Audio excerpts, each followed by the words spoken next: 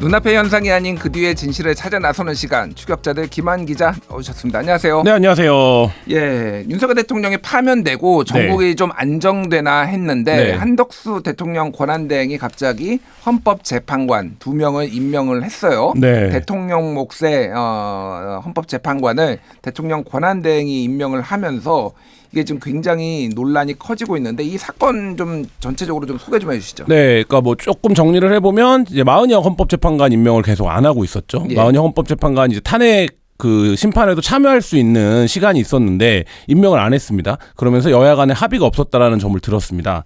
근데 8일 날 국민께 드리는 말씀이라는 이제 입장문을 발표하면서 마은영 헌법재판관 임명과 함께 대통령 몫으로 지명할 수 있는 2명의 헌법재판관을 본인이 지명했습니다. 그래서 지금 말씀하신 대로 이완규 법제처장과 함상훈 서울고등법원 부장판사를 지명을 했는데 사실 전날까지도 대통령 몫 지명을 그러니까 4월 18일 날 2명의 재판관 게 끝나기 때문에 대통령 몫 지명을 이제 대통령이 해야 되는 거죠.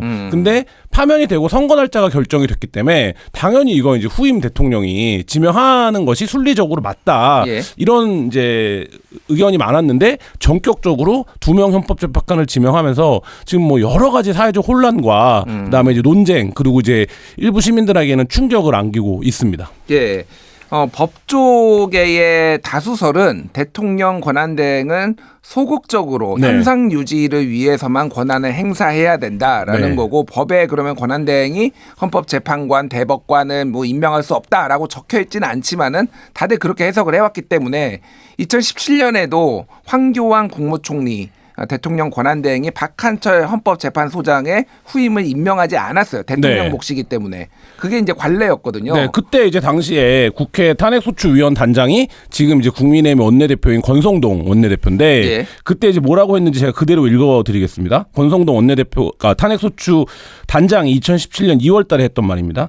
대통령 권한대행이 실질적인 임명권을 행사하는 자리이기 때문에 대통령 권한대행께서 헌재 소장을 임명하는 부분은 정치적 논란을 휩싸일 것이다. 이런 차원에서 적절치 않아 보인다. 이렇게 얘기를 했거든요. 그러니까 그래서 그때 말씀하신 것처럼 실제 황교안 권한대행은 임명을 하지 않았습니다. 그리고 아까 오프닝에서도 말씀하셨지만 한덕수 권한대행 역시 마은혁 재판관을 임명하지 않을 때 대통령 권한대행의 역할은 제한적이고 소극적일 수밖에 없다라고 했거든요. 그리고 이제 탄핵이 될 때도 대통령을 탄핵하는 기준이 아니라 국무총리를 탄핵하는 기준으로 탄핵이 됐기 때문에 둘 사이에 이제 역할과 위상과 권한의 차이가 있다라는 점은 이제 뭐 헌재도 인정한 부분인데 사실 이제 그 부분을 뛰어넘는 판단을 지금 내려버렸습니다. 그럼 왜 임명을 한 것인가? 이 이유가 좀 궁금해요. 그러니까 사실 이제 그 화요일 날 어제 이제 많은 일이 있었는데 한덕수 권한대행이 대선 일자를 6월 3일로 지정을 하고 그다음에 뭐 각종 이제 선거 후보자 등록이 등등등이 다 결정이 됐죠. 또 하나가 이제 트럼프 대통령하고 전화를 했어요. 전화를 해가지고 통상 문제와 관련해서 얘기를 하고 그러면서 또 이렇게 헌법재판관을 임명을 했단 말이에요. 이거를 왜 이런 식으로 했을까? 그래서 뭐 일각에서는 한덕수 개인의 정치적인 어떤 욕심, 욕망 이런 게 작동하기 시작한 거 아니냐. 그게 이제 윤상현 의원을 만났다는 사실까지 알려지면서 이제 여권의 어떤 대항마, 그러니까 여권은 아니죠. 이제 탄핵이 됐으니까. 그러니까 국민의힘의 대항마로 그러니까 윤심 후보 라는 거죠. 떠오르는 게 아니냐 뭐 이런 이제 해석도 나오고 있고 그리고 또 한쪽에서는 이게 누가 보더라도 윤석열 전 대통령과의 관계를 부인할 수 없는 인물이잖아요. 그렇기 때문에 이게 좀 뭐 일종 뭐 알박기냐, 뭐 일부 언론에서는 농단이냐, 뭐 그다음 보수 언론조차도 이건 월권이다 이렇게 얘기를 하고 있고 지금 뭐 댓글들 달려 있는 반응들 보면 내란이 진행 중이라는 걸 보여주는 거다, 내란 세력이다, 내란 이막이다, 내란 2부다, 뭐 이런 이제 반응들이 지금 빗발치고 있는 상황입니다. 자, 그러면은 일단은 대통령 권한대행이 임명을 하는 게 월권이다라는 논란이 한 축이 있고 또 하나는 이제 이 후보자 그 둘 중에 2명의 후보자 중에 특히 이완규 법제처장의 자격 논란이 굉장히 커지고 있어요. 어떤 자격 논란이 있는지 좀 이완규 법제처장이 또 어떤 사람인지 먼저 소개 좀 해주시죠. 일단 이완규 법제처장은 윤석열 대통령과 뗄래야 뗄 수 없는 관계입니다. 서울대 동기고 사법시험도 윤석열 대통령이 구수를 했고 이분은 이제 팔수를 하신 분인데. 그렇군요. 근데 그러니까 이제 연수원 동기라고 사법연수원 동기. 애초에 이분이 이제 언론에 본격적으로 이름이 나왔을 때는 노무현 정부까지 거슬러 올라갑니다. 노무현 정부 때 기억하시겠지만 검사와의 대화가 있었고 예. 이때 이분이 했던 발언이 굉장히 큰 논란을 빚었었어요. 그때 평검사로 그때 그렇죠. 참여를 했더라고요. 네네. 예. 그때 뭐라고 했냐면 검찰의 인사권을 법무부 장관이 행사하는 게 정치적이라고 지적을 하면서 검찰의 인사권을 검찰에게 달라라고 주장을 했던 분입니다. 그래서 예. 이제 알려졌고 이후에 이분이 두 번째로 이름을 알린 계기는 본인이 지검장 승진해서 탈락했을 때 윤석열 이제 중앙지검장한테 항의하던 때예요. 그러니까 예. 이게 이제 특수부만 너무 약진을 했다고 항의를 했는데 뭐 여기까지는 이때까지만 해도 이분이 그냥 검찰주의자다. 예. 그러니까 우리가 윤석열 전 대통령도 검찰주의자라고 표현을 하는데 이 이완규 처장이 훨씬 더 강력한 검찰주의자라는 검찰 내부의 평가가 있고 근데 이분이 지금 이제 논란이 되고 있는 이유는 뭐냐면 그 이후의 행보를 보면 윤석열 대통령이 이른바 이제 추윤 갈등을 겪어서 직무정지가 됐을 때 이 소송 취소 소송의 변호인으로 활동을 했습니다. 예. 그리고 윤석열 전 대통령의 장모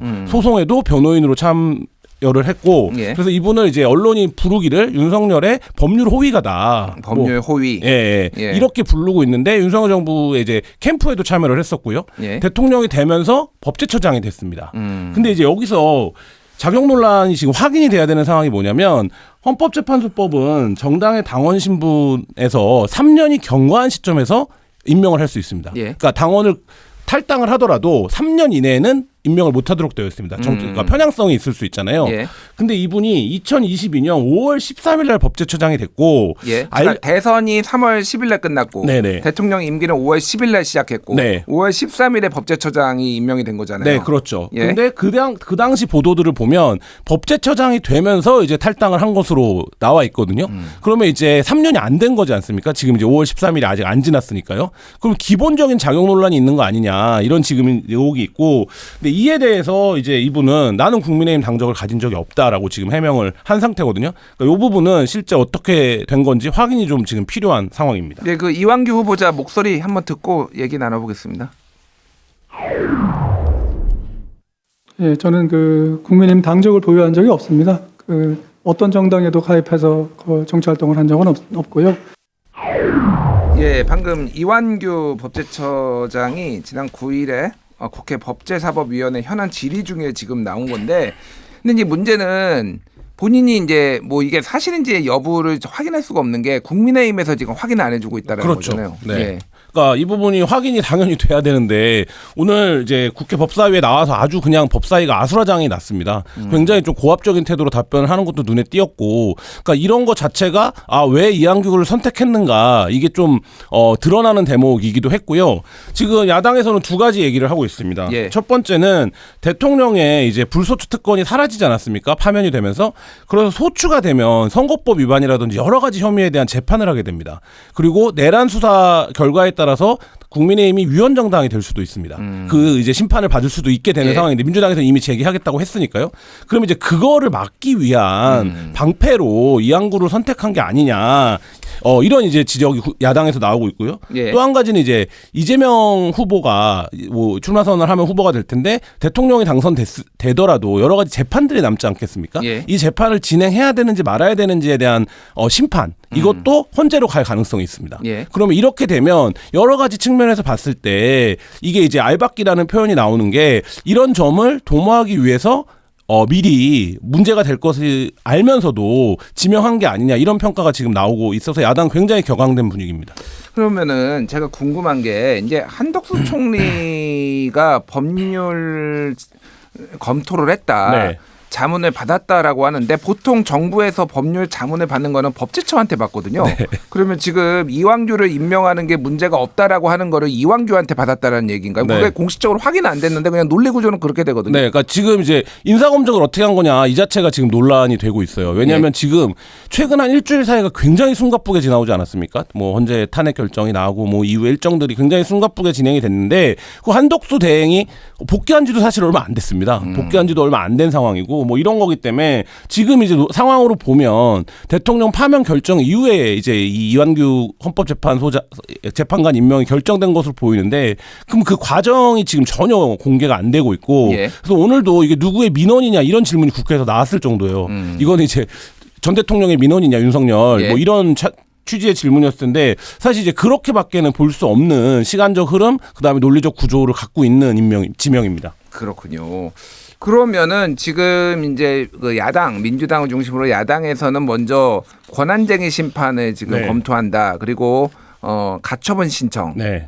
이제 제기한다. 이런 얘기가 있고, 또 하나는 한 축에서는 한덕수 권한대행 탄핵 얘기도 나오고 있고, 뭐 법제처장을 탄핵한다라는 네. 얘기도 있더라고요. 뭐 그게 이제 얼마나 실현 가능성이 높은 일인지 잘 모르겠는데, 이제 헌법재판관의 자격 요건을 보면은 뭐 이제 아까 정당에 가입한 지 3년 이상이 이제 탈당한 지 3년 이상이 지나야 된다 이런 것도 있지만은 금고 이상의 형을 받으면 안 된다. 네. 그리고 탄핵이 된 사람은 안 된다. 5년이 지나지 않으면 안 된다. 이런 네. 게 또 규정이 있더라고요.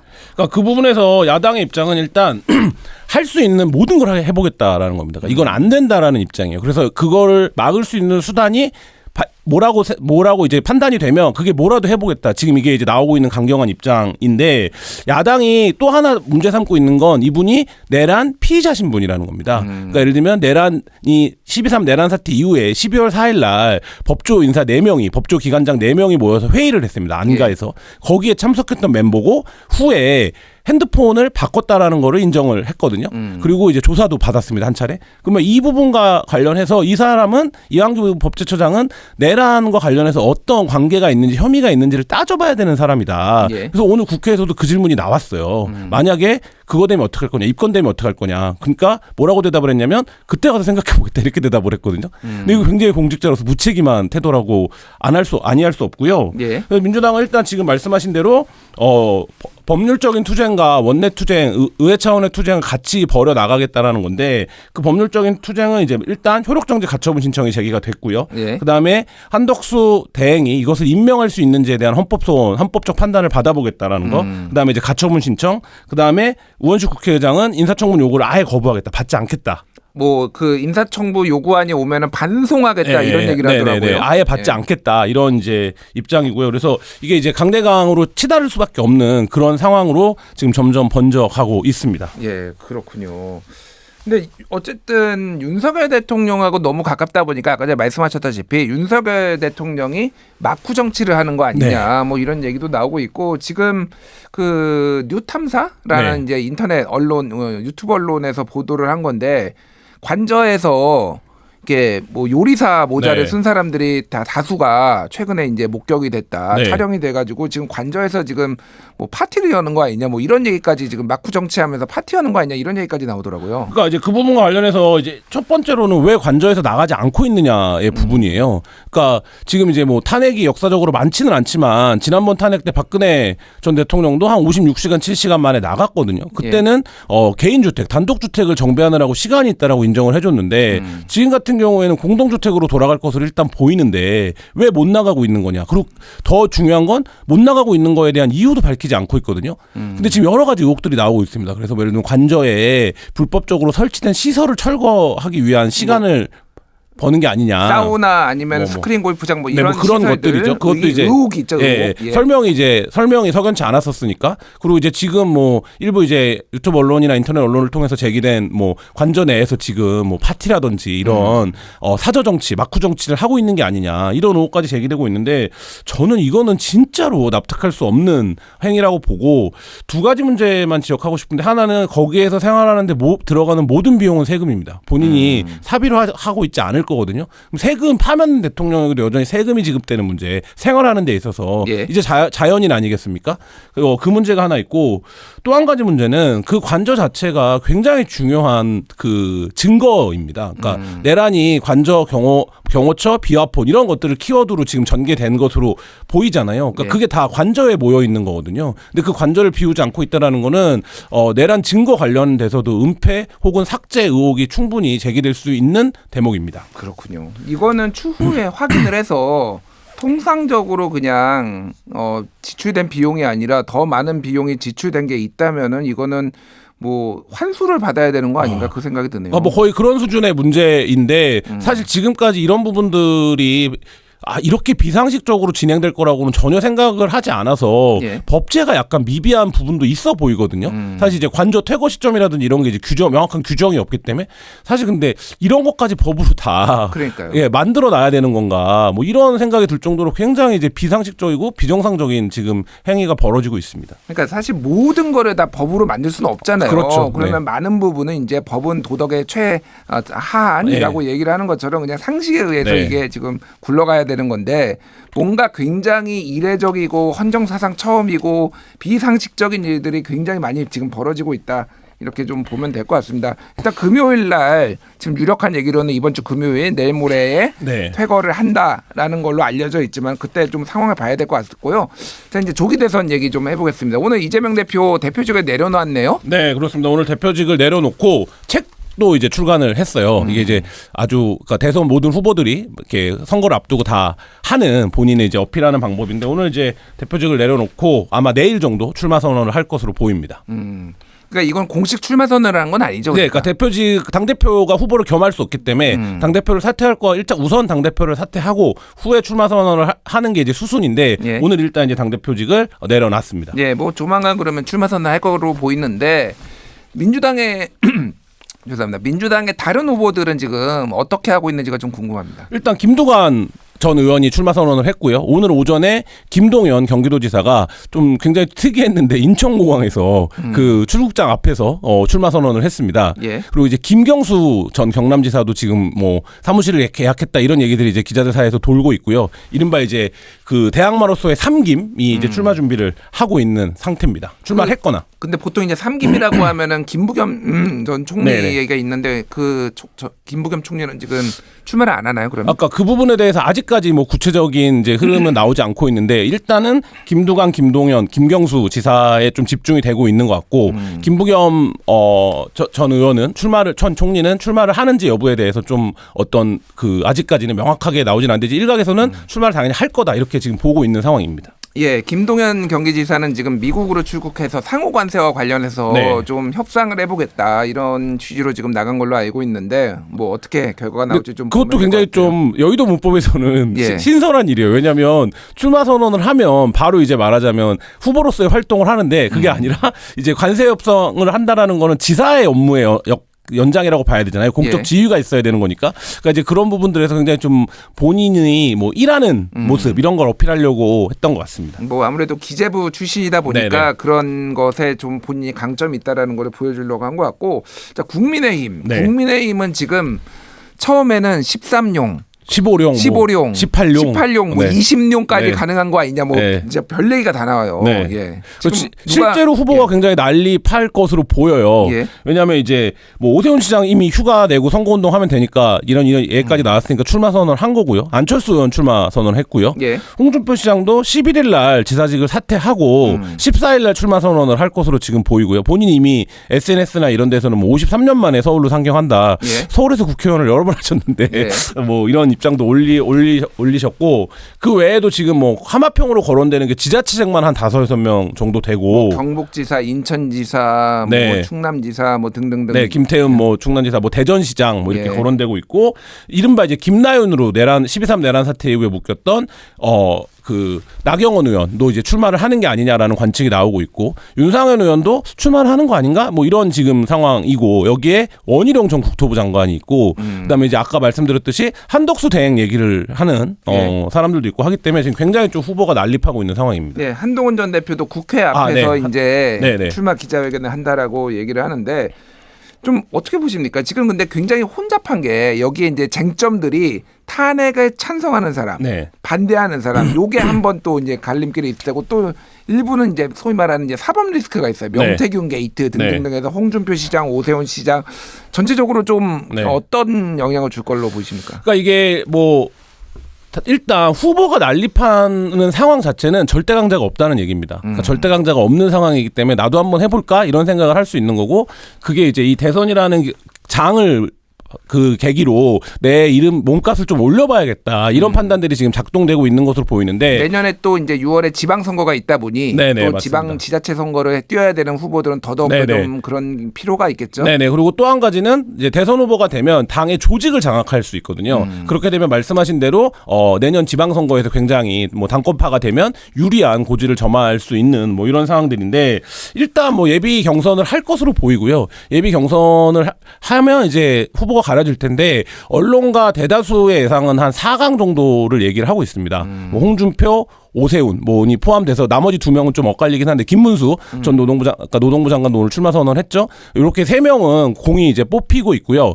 최근 여론조사 흐름에서는 유승민 후보가 좀 경쟁력이 있다 이런 여론조사도 좀 나오고 있고 예. 그래도 전 비대위원장을 했던 한동훈 비대위원장도 경쟁력이 있다 뭐 이런 얘기도 나오는데 예. 사실 민주당의 이재명 후보로 예상되는 민주당의 후보와 대결을 했을 때 맞대결에서 경쟁력이 있는 후보는 아직까지는 나오지 않고 있거든요. 예. 뭐 이런 점에서 이번 선거가 내란 심판이라는 구도에서 치러질 것을 감안하면 굉장히 좀 어려운 선거를 할 수밖에 없기 때문에 뭐 누가 후보가 될 것이냐 결국 어쨌든 양당 구조이기 때문에 이 부분이 좀 주목이 되는 상황입니다. 예, 뭐 지금 경선을 위한 선관위가 저기 당내에 꾸려졌는데 황우여 전 비대위원장이 선관위원장이 됐고, 근데 이제 지금 논란이 하나가 있는 게 최종적으로 이렇게 뭐 여러 차례 이제 컷오프를 해가지고 이제 최종을 후보들을 뽑는데.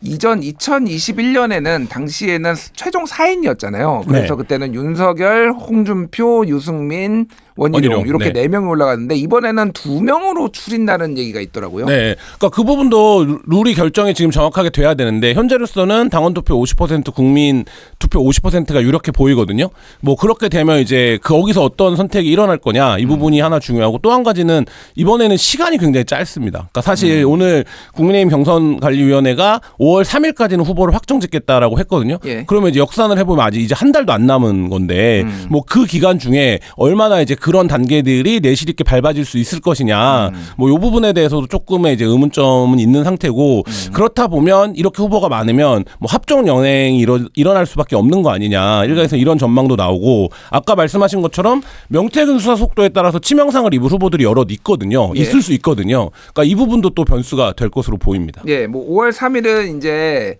공직자의 후보 사퇴 시한이기 때문에 그 전에 이제 마무리를 지어야지만 만약에 계속 경선 그때까지 그쵸. 경선하면은 다 사퇴를 해야 되는 상황이 벌어지니까 맞습니다. 아마 그렇게 데드라인은 정한 것 같은데 자, 이준석 개혁신당 후보 제가 어제 인터뷰도 하기도 했는데 국민의힘에서는 좀 이준석과 뭐 단일화를 해야 된다, 뭐 연대를 해야 된다, 뭐 이런 얘기들이 좀 나오나요?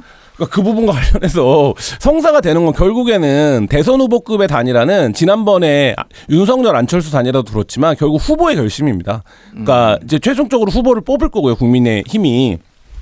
그 전에 뭐 내가 후보가 되면 단일화를 하겠다는 입장을 밝히는 후보도 있겠지만 사실 이제 지금까지의 경선 관례를 보면 그런 후보는 많지 않습니다. 어쨌든 단일화라고 하는 게 국민의힘이 덩치가 훨씬 크지 않습니까? 개혁신당보다.